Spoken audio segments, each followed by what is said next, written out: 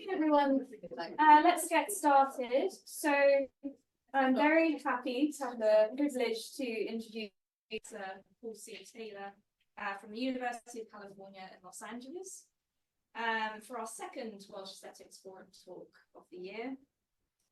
Professor Taylor works extensively in aesthetics, philosophy of race, American philosophy, and Africana philosophy. His books include Black is Beautiful, A Philosophy of Black Aesthetics, which some of our students have read, I know, and Race, A Philosophical Introduction. He's published widely on Black beauty, anti-racist aesthetics, visual culture, and John Dewey. He received his undergraduate training at Morehouse College and his graduate training at the Kennedy School of Government and at Rutgers University. So today, Professor Taylor will be talking to us about crisis, mourning, and everyday aesthetics. Thank you.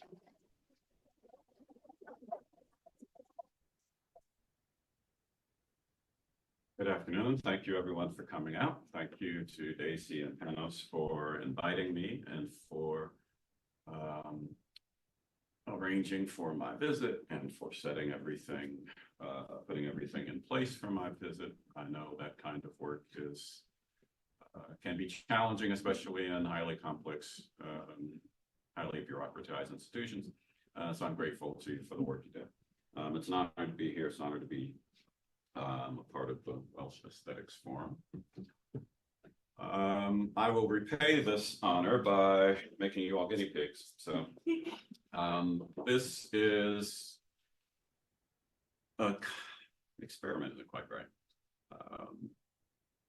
Maybe it's right. I'm trying some things out, a couple of things. One is the talk I hope to give you is a kind of companion piece to the Beardsley lecture I gave at the American Society for Aesthetics Eastern Division meeting last year. The two lectures, if all goes well and you all don't tell me this is garbage and I need to rethink it all, will be halves of a chapter in a book that I'm working. So that's the first kind of experimental dimension. I'm trying to assemble this project out of some different pieces, and I'm not entirely sure anything together, but we'll see.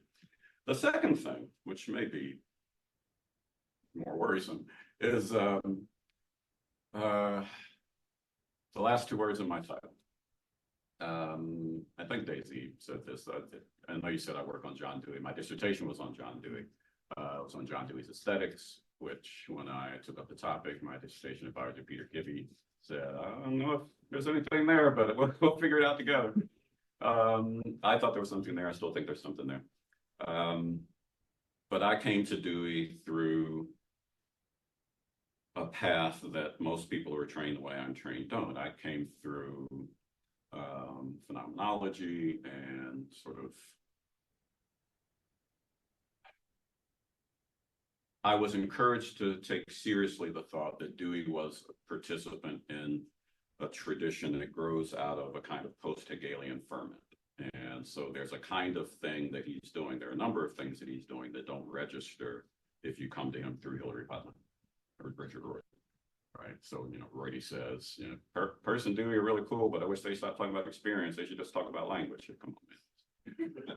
So I was pleased when colleagues in the aesthetics world started turning to Dewey to think about everyday aesthetics. And then I was alarmed to discover that their Dewey looked a lot like Richard Rorty's Dewey, and that the critiques they made of Dewey seemed not to register the things that I thought made Dewey Dewey. But that started a good long time ago, and I never could muster the energy to engage the debates because they required so much unpacking before you got to the real engagement, right? And so I just never bothered. But now I'm finally bothering because I think of what I would regard as a more responsible reading of Dewey, the second experiment I mentioned, will help me complete the first experiment, the Beardsley lecture, I think I'm turning the chapter, more successful. So I'm hoping these things hang together. We'll see if they do. All right. So I'm working on a book called Dark Futures. The point of this book is to take seriously the thought that it's perfectly straightforward and familiar, and I hope plausible thought. We live in difficult times. The Venice Biennale the year before the pandemic took off in earnest, the theme was "May you live in interesting times." That's isn't what they meant, but you take what you can get. And so the first move in the book is to say that there are a number of figures who help us think about what it means to live in dark times, and there are ways to think about darkness as a storehouse of opportunity and resources, right? So Virginia Woolf says, for example, in her journals on the eve of World War I, the future is dark, but I think on the whole that is the best thing the future can be.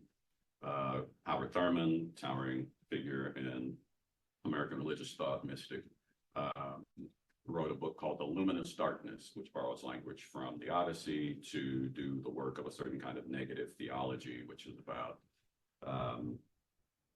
a kind of epistemic humility in the face of God's majesty, right? And so you kind of, some people appeal to the idea of kenosis, right, of emptying, self-emptying, so you can be filled with the grace and the divine light and all that. He didn't get into all that because he's a mystic, he's not Aquinas.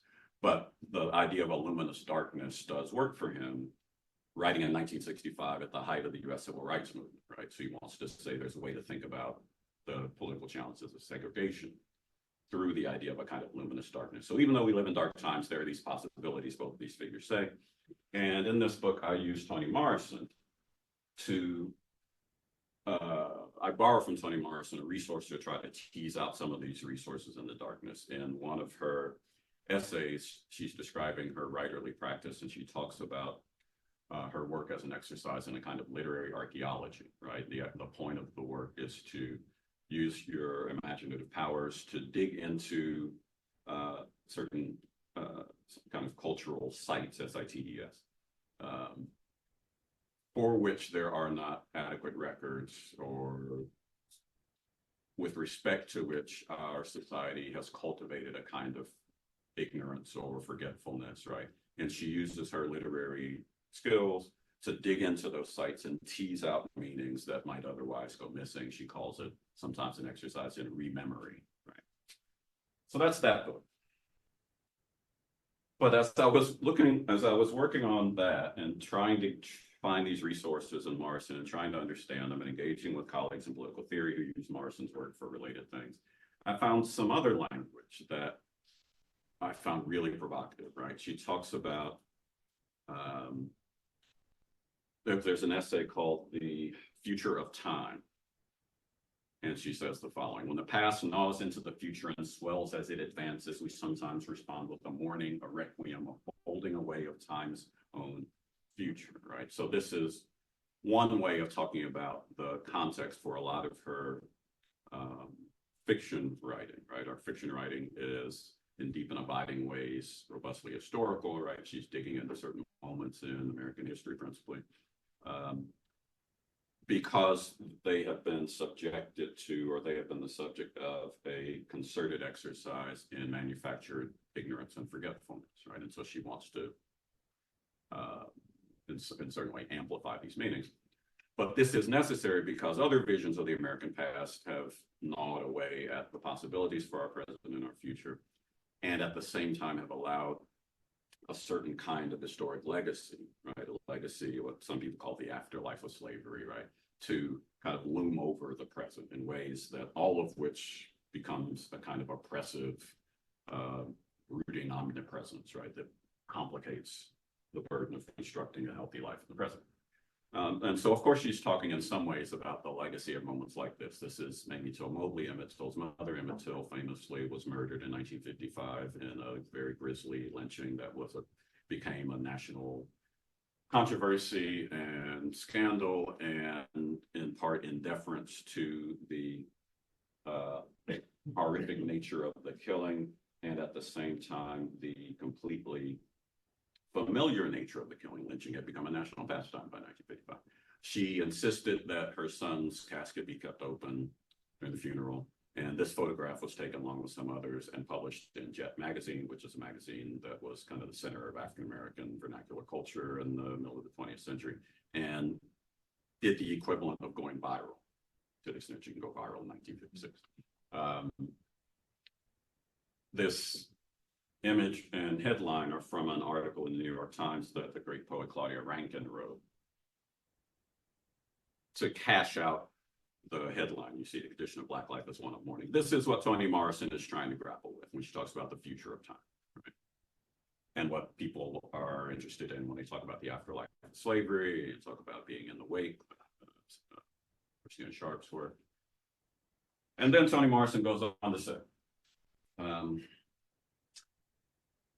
provide another kind of motivation for her imaginative literary work, right? So one motivation is the literary archaeology move. Let me push back against this kind of exercise in manufactured and systematically produced ignorance, right? But another piece of it is to push back against this swallowing up of time. So she says, one looks to history for the feel of time, but one looks to art for signs of its renewal. And then in this essay, she turns to writers and poets who are doing the work of renewing the experience of time in the face of these challenges, the afterlife of slavery and the resurgence of white supremacy and things like that. And so in the spirit of that exercise with Toni Morrison and the Beardsley lecture that I mentioned to you, I wanted to work through three exercises in or three forms of art that seem to be doing the work of renewal that she calls for, right? And each of these engages with what some theorists call the they call it the Black temporality of crisis. I'm less interested in the Blackness of it, although my models will come from mostly from Black American culture. That's not crucial. What's crucial is that anytime you have a group of people or a population of people who find themselves in conditions that call forth the kind of language that Claudia Rankine used, right? What it is to be a member of this group is to be in a state of perpetual crisis, to have your life be bound up with condition of mourning. Whoever that is true of, this will be relevant for. These examples happen to come from African descended peoples. And so there are a handful of ways of engaging with the temporality of crisis, the sense that time is against you in a certain way, the sense that the present is swallowed up by the past, right? And so there's an interesting issue of South Atlantic Quarterly that's entirely about this. The whole issue is about Black temporalities of crisis, attempts to re-inhabit or re-engage the question of how to construct a sense of time, how to locate yourself in the flow of time in ways that are not overwhelmed by the afterlife of slavery and such. And so one model of this, of course, is Afrofuturist imaginative endeavors. Another model for this is what some people call restorative presentism, and there are a handful of varieties of that. Another is what some people call, here Stephen Best calls melancholy historicism. And examples of this are the Underground Railroad series that was on Amazon, and a terrible movie that had Janelle Monáe in it called Antebellum. And I talked about all of this in the Beardsley lecture, and I showed the Antebellum trailer, and we laughed about it, and I showed some images from a remarkable exhibition at the new museum called Grief and Grievance. It was Okoye Nwezor's last show. He died before he got put on, and a bunch of his friends got together and finished it. It was remarkable. I talked about that. And then I talked about a scene from Black Panther. I'm not going to do all of that again today. That was a Beardsley lecture. What I want to do today is pick up a theme that I used to kind of tie things together in the Beardsley lecture, an appeal to the everyday. And I want to use that to connect to the work in everyday aesthetics that I mentioned and that we're familiar with, and to tease out some connections there. So that's the burden for today. So this is kind of where I ended the Beardsley lecture. I won't show you the scene. If we have time later, if you want to see it, we can. Show of hands, how many people saw the second Black Panther movie? Okay, that's fine. It wasn't, here's what I say in the written version of this, unless someone makes me take it out. I'm not sure Wakanda Forever is a good movie, but it is very good at some things. And one of the things it's good at is managing a kind of three-layered process of mourning. So if you know anything about this cinematic enterprise involving the Marvel Cinematic Universe and this imagined Africa that involves all sorts of weird things, in a kind of Afrofuturist spirit. You know that the star, Chadwick Boseman, who played the Black Panther in the first movie, I should slow down. None of you have seen the second movie. Has anyone not seen the first movie? Does anyone need me to say more about what Black Panther is? Okay. You know what Captain America is? Yes. Okay. Black Panther is Africa's Captain America. Okay. So he's got like a super soldier thing going. He's super strong, and he's the king of a fictional kingdom called Wakanda, and he's the protector of Wakanda, and blah, blah, blah. And that's in the fiction world. In the actual world, Black Panther was a comic book that was part of the original sort of constellation of Marvel heroes. Marvel and DC were the two mainstream big comic book companies. And Black Panther was the first important Black hero in the Marvel print universe. But the original Black Panther comics were not written by Black people, because why would you do something like that in 1968? And they were kind of awful. They weren't as awful as they could have been, but they were kind of awful. But still, Black Panther was a thing. And over time, the idea of Black Panther became kind of an emblem of of unrealized possibilities. And so different people took a shot at reinventing Black Panther at various points. Ta-Nehisi Coates, for some reason, ended up writing some Black Panther issues. Roxane Gay wrote some. Not the Hultman brothers. I forget who. Some Black director in the US ended up working on a line of Black Panther comics, kind of reinventing the myth of the Black Panther, all because the Marvel print universe was overwhelmingly white. It was not very diverse, and Black Panther was like the one Black hero that Black people cared about. And so then all of this ends up getting on movie screens, and it looks just like the comic books. And there's this one guy, Black Panther, that a bunch of people like me are waiting for. Like, can we get like a Black person in this thing, in the tights jumping around? And finally, Black Panther shows up, and immediately became an extraordinary success. It was, last time I checked, it was the third highest grossing movie in the MCU. It was like at #1 for months and months and months. Made an insane amount of money, was hugely successful. And in addition to being hugely successful in the normal ways, it spawned this peculiar, to some of us heartwarming, outpouring of a kind of ludic atmosphere around the film showing. So you would go see a screening of the original Black Panther movie, and there'd be a bunch of people in costumes and selling stuff and playing drums, and it was like a party. It was like carnival at because this was the one Black hero in the Marvel Cinematic Universe at the time. Because Captain American Falcon doesn't count. That's stupid. We can talk about that later. And then the star, Chadwick Boseman, died suddenly before the second movie. And this actor, because of this character, had become hugely important to huge chunks of people in America and beyond. And so when he died, it wasn't just that there was a problem for the fiction world that had been created to get people to buy tickets to go see this thing. It was that all of these fans were in mourning in a certain way, and his co-stars were in mourning in a certain way. And in the fiction world, the character's name is T'Challa's mother and his sister and his girlfriend, and they're all in mourning. Everybody's in mourning in the film and outside the film. And so they had to figure out, how are we going to make a sequel in the midst of all of this, right? We lost our star. We can't recast it because that just won't work. How do we do this? And so for lots of reasons, including the normal sequel reasons, it was hard to imagine this movie would work. And it was hard to imagine they would even try it in a way that was plausible. But they did. And one of the reasons it worked is that they somehow managed to pull off this multi-layered exercise in mourning, right?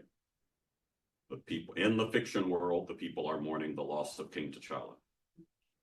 In the production world, his co-stars and the crew and his colleagues are mourning Chadwick Boseman's death. In the world of normal people like us, people are mourning the loss of this star who meant so much to them. And so all of this is happening. And the film has to deal with that, in addition to being a superhero movie. and a sequel and having to make all the investors' money back. And somehow it did it. This is a line from the film. I can say more about the film if you want later. It's not crucial. But well, it's here for a reason. Mourning is a theme of the film, not just because King T'Challa has died, but because of some other things, which I think was a brilliant story crafting choice, because it gave them the room to engage in this multi-level act of mourning and remembrance.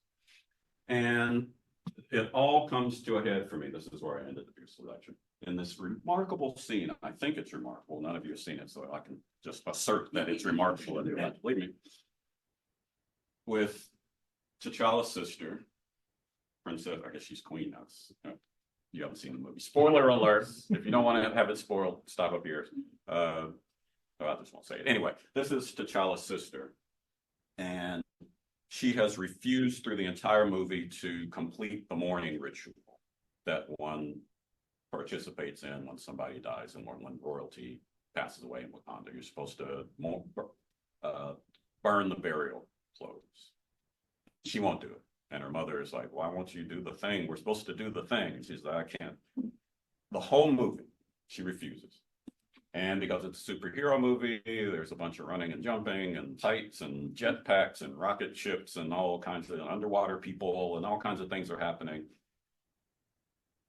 And at the end of the movie, it comes back to, how are you going to mourn your brother?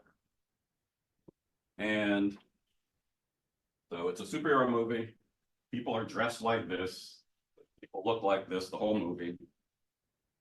And they're flying around in rocket ships to fictional kingdoms under the water, and in parts of Africa nobody knows because they're covered by an invisible cloak, right? But at the end of the movie, Shuri, so all the running and jumping is over, fade to black, fade in. Shuri is in Haiti. She's on what Haitians call a top, which is a taxi, jitney. And she's dressed like a college student. She's got on denim shorts and a t-shirt and a hoodie, and she's got a backpack. She doesn't look like the Queen of Wakanda. She doesn't have like tights and gold headdresses and stuff. She looks like a costume. And she's on a top with two guys. One, the guy has on a t-shirt, and they're talking in Creole. The Creole is untranslated. There's no subtitles, which I think is an interesting choice we could talk about. My wife is Haitian. I have the privilege of being by marriage part of the Haitian community, and she tells me, my Creole is terrible. She says that the guys on the top are just talking about a soccer game they're going to go watch. They're just talking. And she's on the top with them, and she gets off and she goes to see T'Challa's girlfriend, who now lives in Haiti. She runs a nonprofit or a school or something. And they meet, they hug, they talk, and she goes to the beach, she burns the burial clothes, and she cries. And that's the end of the movie. And there's no like sweeping violins, there's no like, there's a little bit of a flashback thing going, but it's just this quiet moment at the end of all this running and jumping. What's the line from the James Bond movie? Like running and jumping, it's exhausting, right? All that's over. And it's just a young woman on the beach with a backpack and a hoodie crying. And it's this remarkable moment of just what literary theorist Kevin Cauchy calls quiet abundance. And that made me think that in addition to flirting with or experimenting with the sort of Afrofuturist way of inhabiting temporality of perpetual crisis, this film was also trying to do something else that had to do with managing the everydayness, the dailiness of ordinary suffering, right? In response, especially in Haiti, right? In response to the thought that Black suffering is most often bound up with like spectacular displays of violence or things blowing up or people getting murdered in the street, whatever. They're also just ordinary people with ordinary forms of suffering, right? And sorrow. And the film seems to me to be insisting on that in ways that I provide a reading of the film to argue. So that's where that talk ended.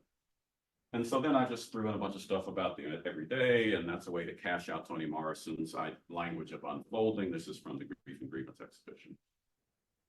And because it's a film and because I'm who I am and I'm broken, I immediately thought of Stanley Cavell and the everyday. And there's this wonderful language in Pursuits of Happiness about the comedies of remarriage, insisting on a kind of dailiness, insisting on the enterprise of marriage as a way of incorporating festivity into everyday life, right? So the point of these films is to show that the diurnal, the alternation of day and night, is itself interesting enough to inspire life, interesting enough to be lived happily, lived without outbreaks of the comic, as if there's no longer a credible place from which our world can be broken into, right? And shortly before or after this, I can't remember which, he uses language from Martin Luther, right? To say all our life should be festivity, right? Which is weird, but especially from Luther. So that's Cavell, and I thought with just a little bit of alteration, that works for the story I'm trying to tell about the end of this film, right? The point is to show that ordinary life, even or especially among people often deemed incapable of it, is sturdy enough to bear the work of grieving, sturdy enough to be mourned responsibly, healthily, without outbreaks of optimism or pessimism. I'm gesturing here at one way to deal with a Black temporality of crisis that we find most often in Afro-pessimist thinkers, right? This is an alternative to that. Kevin Quashie's work is his account of quiet abundance is a refusal of Afro-pessimism, right? And I think this film is doing a certain mourned without outbreaks of optimism or pessimism, as if there is no longer a credible place outside of this life from which this world can be broken into. That's where I ended. And then I did some other stuff. And so that was kind of a coda that was just a gesture at the dailiness, right? That everyday suffering, right? Folding suffering and sorrow and grieving into the overall economy of an ordinary human life. But it was a gesture. My burden today is to make good on this gesture. So I have two new thoughts about this. I signaled them at the outset. I'm not sure they're together. I'm going to do them a little more deliberately now. So here's one way to think about the everyday as it, oh, I didn't do this right. So I say I want to make good on the gesture. This is the point at which I move into the everyday aesthetics literature, right? Because that's one site to think in more robust and sustained ways about dailiness or the everyday, especially in context of aesthetic practice. So if you look at that literature, you find, and I will confess at the outset, I'm eager to be instructed on this. This is a literature I have spent most of its time in the world kind of avoiding because they made me mad with the Dewey stuff. So I'm a child, I'm a petty child. So just, you know that. So I'm prepared to be instructed on this. So one of the things that happens in that literature is that people are trying to figure out what the hell the everyday is. And one way to do that is by assembling the constellation of adjacent or related notions that capture at least some of the same ideas. So everydayness has something to do with routines or ordinariness or the commonplace. And I want to say, again, in the spirit of Kevin Quashie's work on quiet abundance, one way to think about the everyday in context of aesthetically mediated sorrow or grief is as a matter of quiet abundance, right? As a matter of finding ways to dwell in the sorrow. This is something like what Cornel West used to talk about when he talked about the blues as an expression of a kind of tragicomic sentiment that's between optimism and pessimism. That too is a kind of everyday, right? Ordinary suffering, not spectacular suffering. So another thing people do when they talk about the everyday is try to distinguish it from things, because that's a perfectly sensible way to kind of triangulate your position on the conceptual landscape. So what's everyday is not rare, what's everyday is not exalted, right? Art happens in exalted, fine art happens in exalted spaces, right? Religious experience happens in exalted spaces, and we are lifted into those spaces by ritual or by chemical inducement or whatever it is. Everydayness is an alternative to that. Everydayness is not unusual, but people argue about that one in particular. I want to suggest again, in the spirit of Kevin Quashie's work, that everydayness is also, I gestured at this a little while ago, an alternative to the spectacular. I was encouraged to think about this in this way when I started working on the book I mentioned at the outset of this talk, the Dark Futures book. That book began as a book about the Ferguson upheavals in 2014. And one of the things that clearly became a theme of that controversy and of that moment was the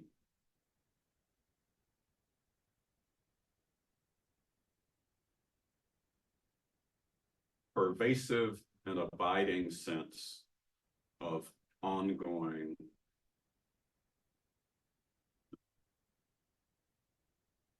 people started paying attention to Ferguson when things were on fire, when the police were massed in the street, arrayed against a mass of protesters, right? When it looked like really bad things were going to happen.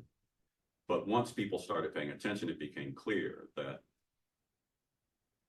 the residents of Ferguson had been reduced to a state of immiseration in all sorts of ways. Immiseration isn't the right term, but it's close enough.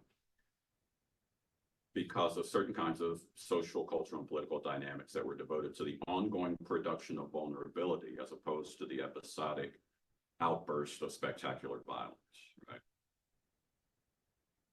And so the everydayness I'm interested in now is an alternative to the thing that brought the eyeballs and the cameras to Ferguson, right? It's what was happening in Ferguson before Michael Brown got killed, right? So what's happening in Ferguson still. It's the everyday ongoing production of vulnerability and the challenge of people in that space having to manage that and fold it into the economy of their lives.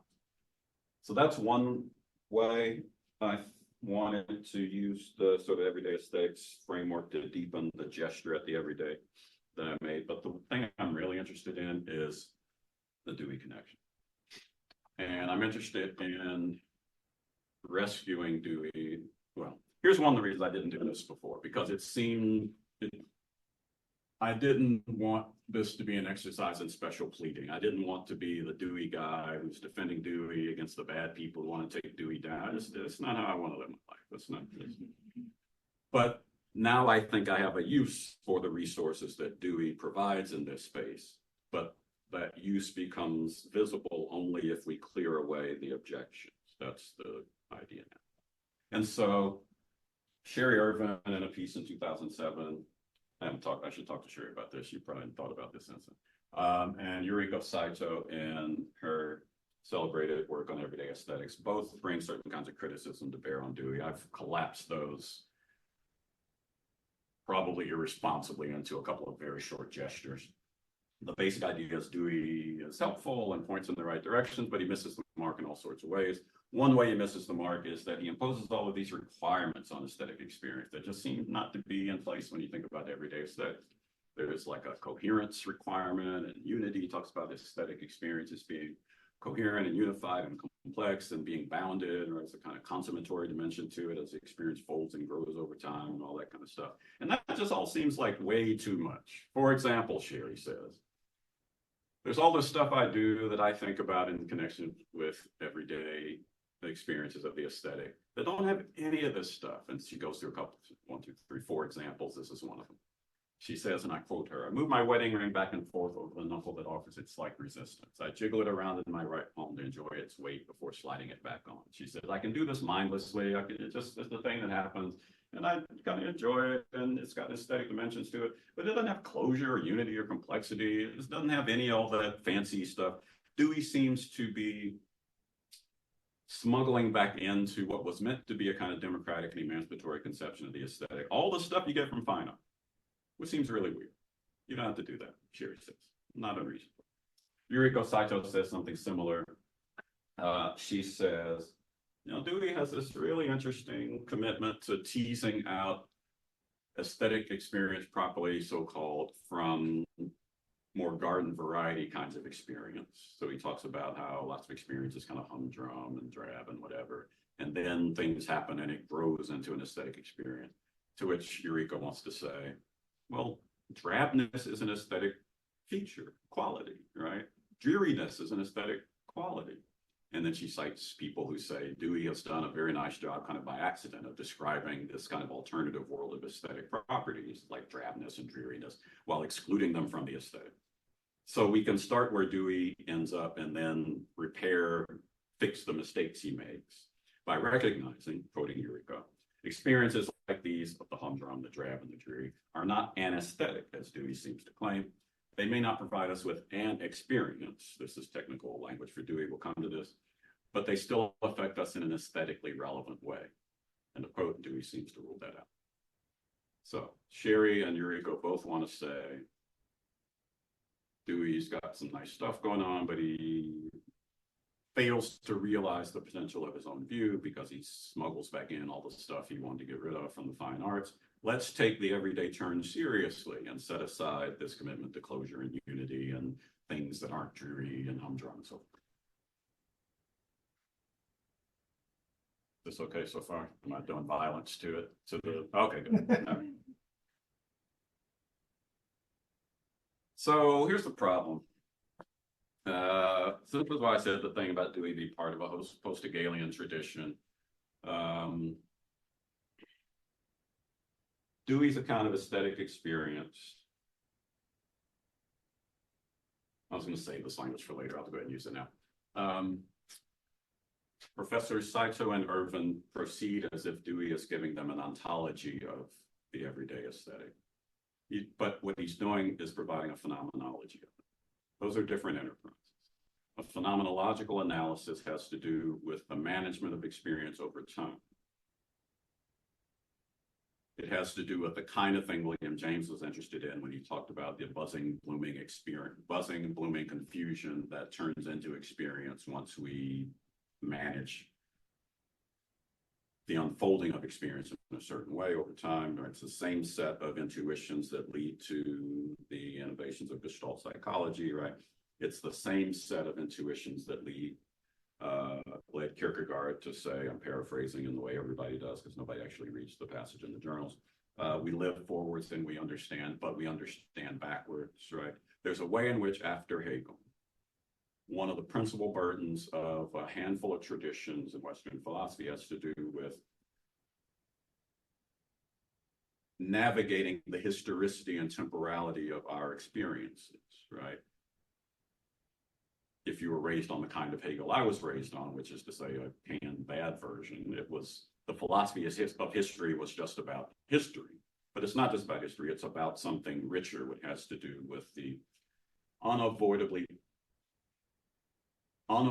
temporal extension of our experience and the degree to which that temporal extension requires a kind of reflective engagement to make sense of the journey we are undergoing on our way through life. So that's the story. And a story Dewey develops in places other than art as experience, which is the treatise on aesthetics that people read when they want to read Dewey's aesthetics. The view of experience that appears in art as experience was worked out earlier in his work of phenomenology called Experience in Nature. And it is informed by an orientation to the work of habit that Dewey developed in conversation with a colleague, an Aristotelian colleague named Frederick Woodbridge at Columbia, right? And gets developed in another book called Human Nature and Conduct. So Dewey has this idea about experience being a thing that we develop and construct and build and manage, right, over time.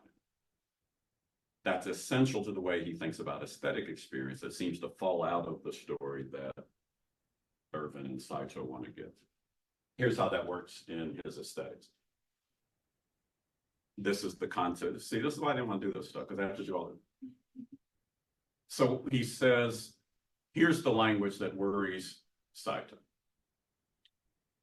Dewey says things like this. He says, and you're welcome, I didn't give you chapter and verse from Dewey because he's a terrible writer and the words are not useful. They're useful, but they're unpleasant.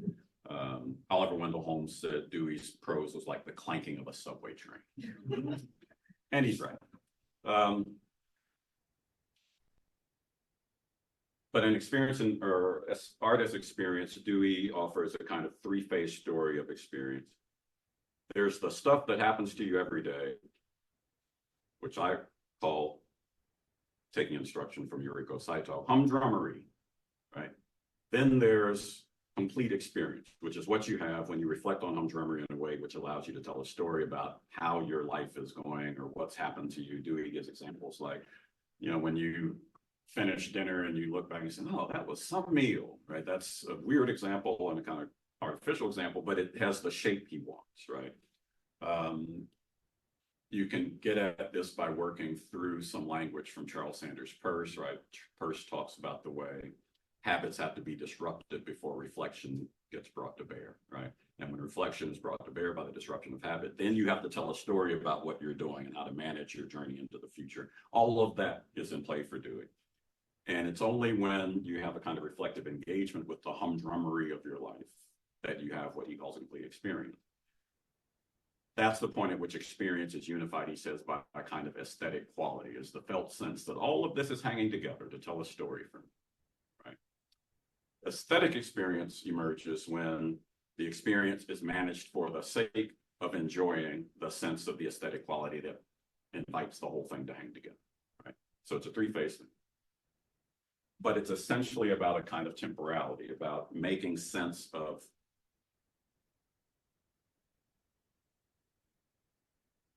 your journey through time, making sense of the fact that we live forwards and understand backwards.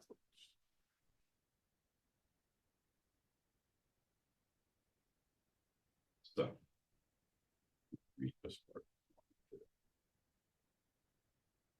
So Yuriko Saito's complaint is that Dewey wants to deny that humdrummery has aesthetic quality, right? That being boring, being bored is an aesthetic quality. Dewey seems not to count that as part of everyday aesthetics because it doesn't have the right structure, or it's not complicated or interesting enough. And I think she's confusing the conditions for complete experience with the conditions for aesthetic feature, aesthetic interest. Dewey says you only have a complete experience when the experience is unified by a sense of aesthetic quality. But because Dewey's a shitty writer, it sounds like he wants to say only complete experience has any aesthetic interest. That's not the claim. Aesthetic quality is a term of art that for him refers to the thing that makes the gestalt hang together. But humdrummery can have aesthetic interest. It just isn't a complete experience, right? And Yuriko, I think, misses this because she's not rightly, reasonably, God bless her, to her credit, is not interested in all of this phenomenological claptrap. I was going to read this, but I'm not going to read it. I just said it. I'll read this part. So this is the punchline. Complete experience and aesthetic quality are technical terms for doing complete experience, aesthetic quality.